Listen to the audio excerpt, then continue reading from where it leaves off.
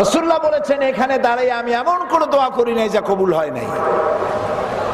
Saudi government এই দরজাটা তৈরি করেছেন 22 মণ সোনা দিয়া। 22 কেজি না, 22 মণ সোনা দিয়ে তৈরি করেছে। আল্লাহ আমাগো এত সোনা দিছে, আল্লাহর ঘরের দরজাটা সোনা দিয়ে বানাই দিয়ে। আমি প্রথম কাঠের দরজা দেখেছি এই বাংলাদেশ যখন স্বাধীন হয়। স্বাধীন বাংলাদেশের প্রথম হজ আল্লাহ আমাকে করাইছেন। প্লেনের ভাড়া ছিল 4733 টাকা। এখন এরকম ভাড়া হলে তো 14 গোষ্ঠী হজ করেন যাইত, রিকশাওয়ালারা হজ করতে পারত। তো আল্লাহ রাব্বুল আলামিনের ঘরের মধ্যে প্রবেশের একটা মনস্কামনা আমার ছিল দীর্ঘদিনের। আমার চোখের সামনে কত রাজা বাদশাহ ঢুকছে,